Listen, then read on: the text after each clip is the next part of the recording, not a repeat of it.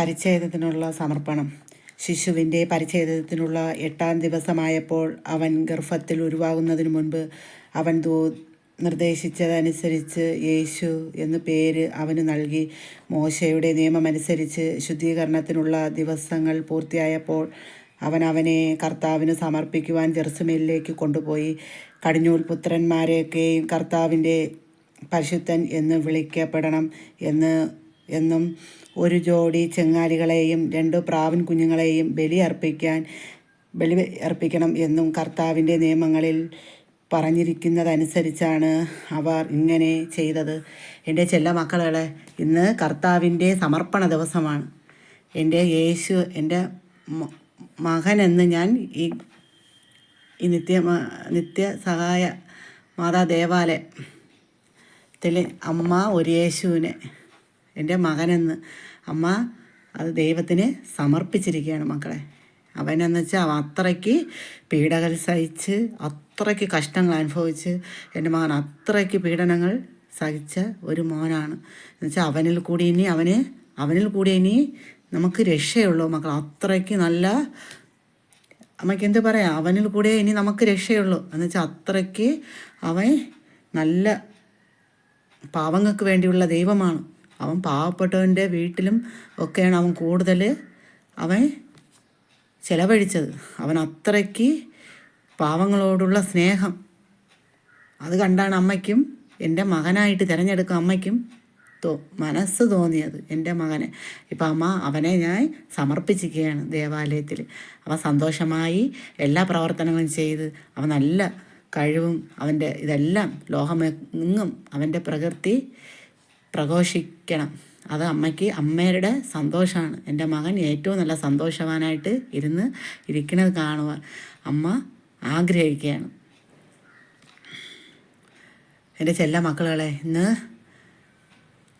കർത്താവിനെ സമർപ്പിച്ച ദിവസവും എൻ്റെ ചെല്ല മക്കളെല്ലാം സന്തോഷവും സമാധാനവും എല്ലാം നിങ്ങൾ നല്ല മക്കളായിട്ട് പീഡനങ്ങൾ അനുഭവിക്കുന്ന മക്കളെയും കഷ്ടങ്ങൾ അനുഭവിക്കുന്ന മക്കളുമാണ് ഏറ്റവും കൂടുതൽ സന്തോഷമായിരിക്കണേ. എൻ്റെ ചില മക്കളെ നിങ്ങളെല്ലാം സന്തോഷമായിരിക്കണേ, ഹാപ്പി ആയിരിക്കണേ. അമ്മ പ്രാർത്ഥിക്കുകയാണ് നിങ്ങൾക്ക് സന്തോഷവും സമാധാനവും ഒക്കെ നിങ്ങളെ കുടുംബജീവിതത്തിൽ വരട്ടെ. ഗൾഫിൽ ഇരിക്കുന്ന മക്കളും ദൂരെ എല്ലാ സ്ഥലങ്ങളിലും ജോലിക്കായിട്ടൊക്കെ ഗവൺമെൻറ് ജോലിയായിട്ട് ഒക്കെ ഒത്തിരി മക്കൾ ദൂരെയും ഒക്കെ വീട്ടിൽ നിന്നൊക്കെ ഒരുപാട് മക്കളൊക്കെ അങ്ങനെ താമസിക്കുന്നുണ്ട്. ഒത്തിരി എല്ലാ മക്കളെയും അനുഗ്രഹിക്കണം. ഗൾഫിൽ ഇരിക്കുന്ന മക്കളും ഭാര്യയും മക്കളും ആരും ഇല്ല മക്കളെ, എല്ലാവരും ഒറ്റയ്ക്കേ ഉള്ളൂ.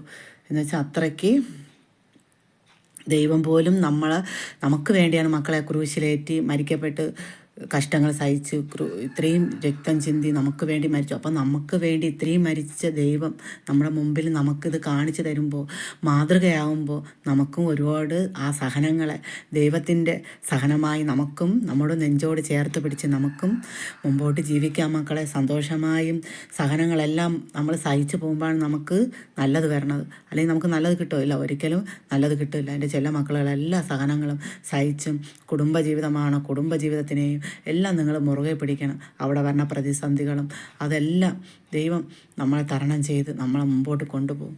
ഓരോ ജീവിതവും എല്ലാം ബലപ്പെട്ടതാണ് മക്കളെ. അത് ഒരിക്കലും നമുക്ക് നഷ്ടപ്പെടുത്തുവാനോ ഒന്നും നമുക്ക് സാധ്യമല്ല. പക്ഷെ നമ്മൾ പെട്ടെന്നൊന്ന് പറയും. അമ്മയും പറഞ്ഞിട്ടുണ്ട്, ഒരു റോഡിനായാലും ശരി അത് ഞാൻ കൊടുത്താൽ എന്ത് ചെയ്യും, അവിടെ ഞാൻ മരിക്കുമെന്നൊക്കെ അമ്മയും പറഞ്ഞിട്ടുണ്ട്. പക്ഷേ അത് ഇപ്പം ഞാൻ ചിന്തിച്ചപ്പോൾ, ദൈവത്തിൻ്റെ മുമ്പിൽ നിന്ന് ഞാൻ ചിന്തിക്കുമ്പോൾ ഞാൻ പറഞ്ഞത് അതൊക്കെ ഏറ്റവും വലിയ തെറ്റായി എന്ന് അമ്മയ്ക്ക് തോന്നാറുണ്ട്. പക്ഷെ അതാണ് മക്കളെ ജീവിതം. നമ്മളൊന്ന് അവിടെ താഴ്ന്ന് ക്ഷമിക്കുമ്പോഴാണ് നമുക്ക് കൂടുതൽ അനുഗ്രഹമായി തീരണത്. എൻ്റെ ചെല്ല മക്കളും എന്തെങ്കിലും അങ്ങനെയൊക്കെ ഉണ്ടെങ്കിലൊക്കെ അതെല്ലാം വിട്ടുമാറി നിങ്ങൾ കുടുംബജീവിതവും എല്ലാം സന്തോഷമായി നിങ്ങളുടെ ജീവിതത്തിൽ നിങ്ങൾക്ക് വളർച്ചയും എല്ലാം വരും മക്കൾ. അതൊക്കെ നമ്മൾ കാണുകയും നമ്മൾ സന്തോഷമായിരുന്നാലേ നമുക്ക് മുമ്പോട്ട് പോയാലേ നമുക്കതൊക്കെ കാണാൻ പറ്റുകയുള്ളൂ. മക്കളെ വളർച്ചകൾ ഇതെല്ലാം നമുക്ക് ഒരുപാട് എല്ലാവർക്കും കുടുംബത്തിന് മക്കളും കുടുംബവും ഓരോരോ ഇതുണ്ട്. അതെല്ലാ വളർച്ചകളും കാണുകയും നമ്മൾ സന്തോഷമായിട്ടിരുന്നാൽ പറ്റും. മക്കളില്ലാതിരിക്കുന്ന മക്കൾക്ക് വേണ്ടി, രോഗികളായിരിക്കുന്ന മക്കൾക്ക് വേണ്ടി, എല്ലാ മക്കൾക്ക് വേണ്ടി അമ്മ പ്രാർത്ഥിക്കുകയാണ്. എൻ്റെ ചെല്ല മക്കളെല്ലാം അനുഗ്രഹമുള്ള മക്കളായിരിക്കണം, സന്തോഷമുള്ള മക്കളായിരിക്കണം.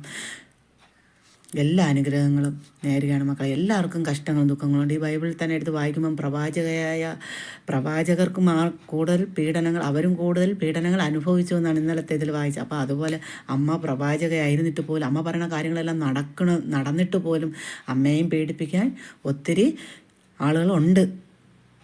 അപ്പോൾ അതുപോലെയാണ് മക്കളെ ജീവിതം. ഈ ബൈബിളിലൊക്കെ കൊടുത്തിരിക്കുന്ന എല്ലാം സത്യമായ കാര്യങ്ങളാണ് മക്കളെ. ഓരോ ജീവിതത്തിലും നമ്മൾ അതിൽ കൂടെ കടന്നു പോകാൻ നോക്കുമ്പോൾ നമ്മളെ ഒത്തിരി നമുക്ക് പീഡനങ്ങൾ നമുക്ക് അനുഭവിക്കാം. ആ ദൈവം ഇതെല്ലാം സഹിച്ചു പോകുമെന്ന് നമുക്ക് കൊടുക്കാൻ ചിന്തിക്കേണ്ടി വരും മക്കളെ. ആ പീഡനങ്ങൾ സഹിക്കുമ്പോൾ നമ്മൾ സഹിക്കുന്ന പീഡനങ്ങളൊന്നും വലുതല്ല.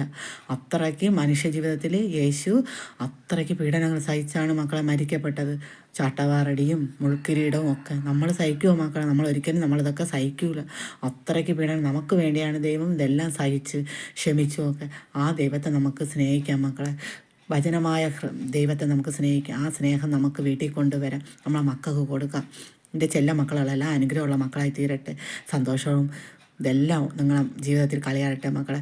നിങ്ങൾ കരുണയുടെ സഹായം ചെയ്യണേ മക്കളെ. എൻ്റെ ചെല്ല മക്കളെല്ലാം അമ്മയ്ക്ക് കരുണയുടെ സഹായം ചെയ്യണം. എൻ്റെ ചെല്ലങ്ങളെല്ലാം സന്തോഷമായിരിക്കണം, ഹാപ്പി ആയിരിക്കണം.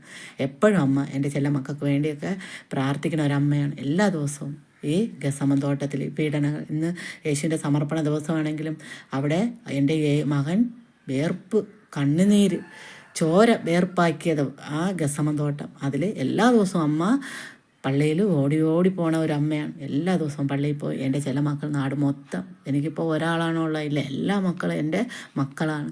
യുദ്ധം നടക്കുന്നിടത്തും മരിച്ച് വീഴുന്നിടത്തും എല്ലാം എൻ്റെ മക്കളാണ്. ചില മക്കളെ നമ്മളെ ചോരയാണ് അവിടെ എല്ലാം പൊഴിഞ്ഞു വീഴുന്നത്. നമുക്ക് വേണ്ടി നമുക്ക് പ്രാർത്ഥിക്കാൻ മക്കളെ. അവർക്ക് സമാധാനം കിട്ടി, യുദ്ധങ്ങളെല്ലാം അവസാനിച്ച് എല്ലാം നല്ല സമാധാനത്തിൻ്റെ മാർഗത്തിൽ നമ്മളെ നിയന്ത്രിക്കണ കേന്ദ്രത്തിലെ മുഖ്യമന്ത്രിയും കേന്ദ്രത്തിലെ പ്രധാനമന്ത്രിയും മുഖ്യമന്ത്രിയും ഇവർക്കൊക്കെ നല്ല അവബോധനങ്ങൾ കിട്ടി. ഇതെല്ലാം ഒന്ന് ശാന്തമാക്കുവാൻ അവരിൽ കൂടി എല്ലാം നല്ല നേർവഴികൾ നമുക്ക് കാണിച്ചു തരുവാൻ ദൈവം നമ്മളെ ഇടയാക്കട്ടെ. എൻ്റെ ചെല്ല മക്കളെ എല്ലാ മക്കൾക്ക് വേണ്ടി അമ്മ പ്രാർത്ഥിക്കുകയാണ്. എൻ്റെ ചെല്ല മക്കൾക്കെല്ലാം എൻ്റെ സ്വരം കേൾക്കുന്ന എല്ലാ മക്കളെയും അനുഗ്രഹമുള്ള മക്കളായി തീരട്ടെ എന്ന് അമ്മ പ്രാർത്ഥിച്ചുകൊണ്ട് നിർത്തുകയാണ്.